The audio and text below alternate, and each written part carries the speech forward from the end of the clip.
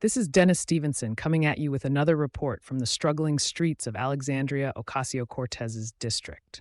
I'm here on the ground seeing the challenges firsthand that this Congresswoman's policies have created for her own constituents. And let me tell you, it's deeply concerning. Just take a look around me.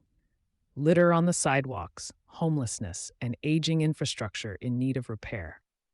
The area is clearly facing economic troubles that need to be addressed. But I suppose I shouldn't be surprised, given AOC's overreaching regulatory policies that have made it difficult for businesses to thrive here. That's right. I'm talking about Alexandria Ocasio-Cortez, the self-proclaimed democratic socialist whose harsh stance against corporations and capitalism has taken a toll on this community. Her constant criticism of free markets and economic freedom have certainly impacted this area negatively. Remember when Amazon wanted to open a headquarters here and provide thousands of good jobs?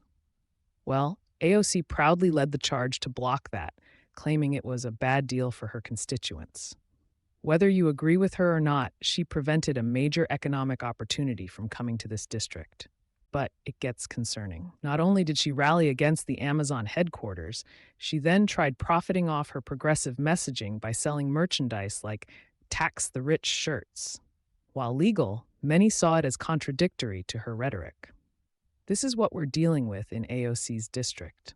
A progressive firebrand whose policies, rightly or wrongly, have had a very real impact on the local community and economy here. And the people feeling it most are her own working-class constituents that she champions. Just walk with me down this street she represents. See those families struggling, with parents working multiple jobs to get by? Those are the people she advocates for. Yet with the economic woes here, quality jobs are limited. What about that elderly woman digging through the trash?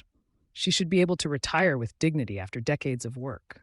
But clearly, more needs to be done to support seniors and working families in this district. Over there, you see those kids in that rundown park with aging equipment? Their school system is also underfunded and in need of resources to properly educate the next generation. This is the harsh reality facing AOC's constituents right now. Economic stagnation, insufficient public services, and eroded infrastructure. All while the Congresswoman rallies her supporters with rhetoric about taxing the wealthy and transforming society. Well, I've got a message.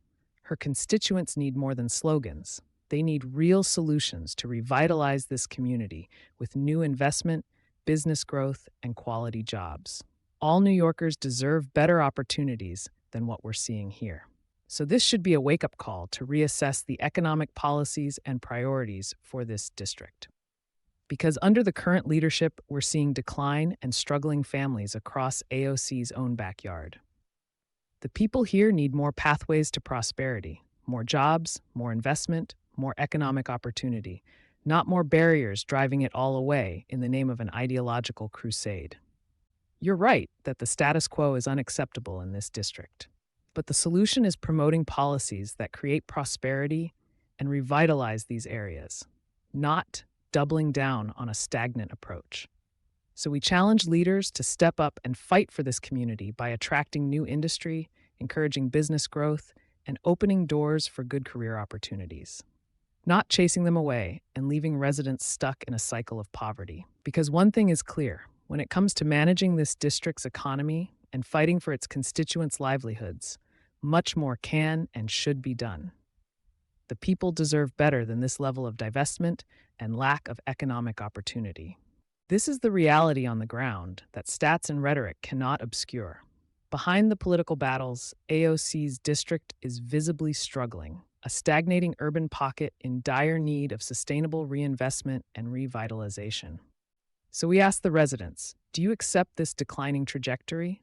Or is it time to demand more pragmatic leadership, laser-focused on creating jobs, encouraging growth, and unleashing this community's true economic potential? The power is yours at the ballot box. Just understand the challenging conditions this area currently faces, on full display for all to see. No amount of ideological zeal can excuse or rationalize the level of disinvestment witnessed here. This is what economic stagnation looks like up close: decay, blight, and struggling families falling deeper into hardship. While politicians posture, Their constituents are bearing the real brunt of misguided policies. So the voters must decide, how much more of this decline are you willing to accept before demanding real change?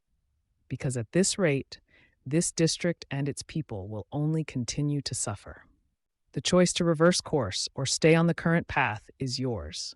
Just don't say you weren't warned about the visible struggles playing out daily on these streets. This was Dennis Stevenson, reporting from AOC's district. More coverage next week, aiming to hold leaders accountable and fighting for policies that create real prosperity for all Americans. Stay vigilant.